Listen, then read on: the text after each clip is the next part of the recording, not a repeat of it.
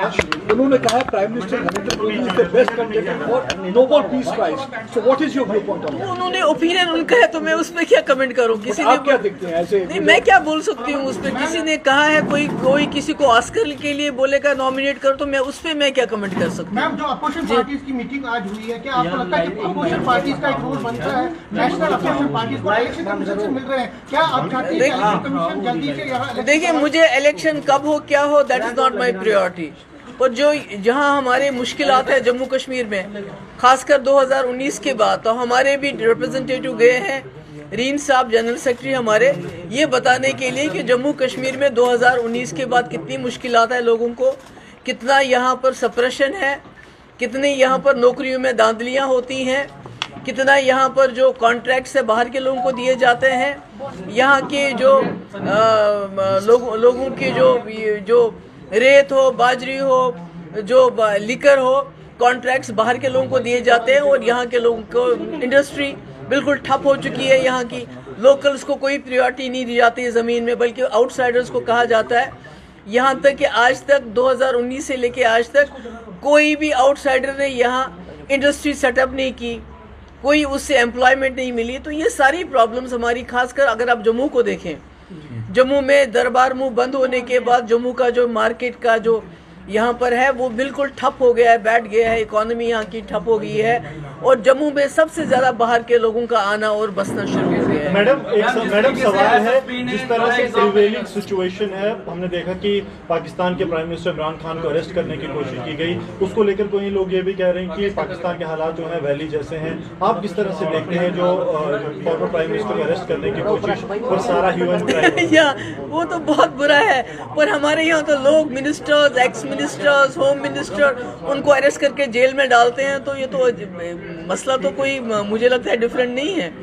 अगर वहाँ पर इमरान खान को वो बंद करना चाहते हैं, जो एक्स प्राइम मिनिस्टर है, आपको याद होगा नरसिम्हा राव जी, वो भी जेल गए हमारे यहाँ, और ये तो कानून की बात है। मगर हमारे यहाँ तो इस वक्त जो हो रहा है, जो ईडी और सीबीआई का जिस तरह से गलत इस्तेमाल हो रहा है, जो अपोजिशन के लीडर्स को जेलों में डाल दिया जाए, जैसे सिसोदिया की बात करें, ये जो कविता की बात करें जिसको बुलाया गया है, ये लालू प्रसाद यादव की बात करें, शिवसेना के जितने भी अपोजिशन लीडर हैं उनको जेलों में डाल दिया जा रहा है। तो ये तो मुझे लगता है कोई पाकिस्तान में कोई नई बात नहीं हो रही है जो यहाँ नहीं हो रही है।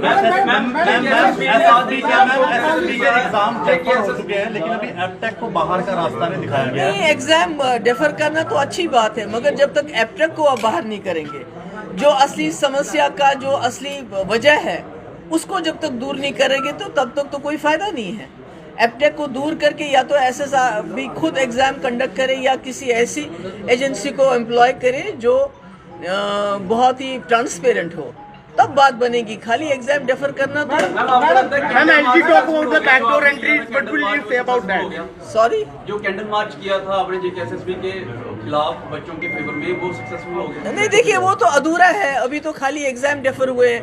अभी तो एप्टेक को बाहर करना है, उनके खिलाफ एक्शन करना होना चाहिए जिन्होंने उनको एम्प्लॉय किया, और उसके बाद कोई नई एजेंसी को एम्प्लॉय करके एग्जाम होने चाहिए। अभी तो ये अधूरी बात है। मैम एलजी साहब तो ठीक है, आपका एक बयान आया था कि ये यूपी के हैं लेफ्टिनेंट गवर्नर और वहाँ पर माफिया और गुंडों को जो है नौकरी दी जाती है। कल उसी सवाल पर उन्होंने जवाब दिया है कि हमने 47 कोई कर्मचारी जो जम्मू कश्मीर के हैं उनको हमने बाहर का रास्ता दिखा दिया जो देश विरोधी कार्यों में सम्मिलित थे। किस तरह से आप? उसमें मैं क्या देखूं, जब से ये गवर्नर साहब आए हैं, जो नौकरियों से लोगों को निकाला जाता है, नौकरी किसी को दी नहीं जाती है, बल्कि जब नौकरियों के लिए बच्चे हमारे पढ़ लिख के मेहनत करके एग्जाम देते हैं उसमें दांधलियां होती हैं। तो ये तो मुझे लगता है रिकॉर्ड बनेगा इस गवर्नर साहब का, जितने लोगों को ये नौकरियों से निकाल रहे हैं। आप जैसे मंदिर में गए किया तो बीजेपी का कहना है कि आप डबल स्टैंडर्ड करते हैं। नहीं, डबल स्टैंडर्ड की क्या बात है इसमें? हम एक सेक्युलर मुल्क में रहते हैं जहाँ गंगा जमुना तहजीब है। वहाँ हमारे जो यशपाल शर्मा ने वो मंदिर बनाया है और उनके बेटे चाहते थे मैं अंदर जाके देखूं, तो मैंने मंदिर देखा जो उन्होंने बनाया, बड़ी मेहनत से बनाया, बड़ा पुंछ वालों ने बहुत दिल खोल के पैसा दिया है। और उसके बाद वहाँ किसी ने मेरे हाथ में बड़ी श्रद्धा से पानी का लोटा रख दिया कि आप इस पे डालिए। तो जब कोई इतनी श्रद्धा से, इतनी प्यार से आपसे कोई बात करे तो आप तो उसको दिल तो नहीं तोड़ेंगे, नहीं मैं नहीं डालूंगी। तो उन्होंने कहा तो मैंने डाल दिया। लेकिन खत्म महबूबा बात। जी, देवबंद के मौलाना साहब है, उन्होंने आपकी मुखालफत की है, बोला है कि ये सही नहीं है, ये इसकी आपका मजहब इसकी इजाजत नहीं, वो तो खैर उस पे तो मैं नहीं जाऊंगी, मजहब मेरी क्या इजाज़त देता है क्या नहीं देता है। ये गंगा जमुना तहजीब वाला मुल्क है, यहाँ हिंदू मुसलमान इकट्ठे रहते हैं। यहाँ जो हमारे ज़ियारतें हैं वहाँ मुसलमानों से ज़्यादा हिंदू लोग चादर चढ़ाते हैं। तो इसी तरह मंदिर में जाके अगर किसी ने आपके हाथ में पानी थमा दिया कि आप इस पे डाल दीजिए, मैंने डाल दिया, तो ये मेरा मामला है, इसमें तो मैं समझती हूँ कि ज़्यादा बहस करने की ज़रूरत नहीं है। मैम एलजी साहब टोपी पहनने से इनकार कर दिए थे, सॉरी, धर्म के नाम पर टोपी पहनने से इनकार कर दिया था मोदी जी नहीं ने। वो तो मैं क्या करूँ उसमें।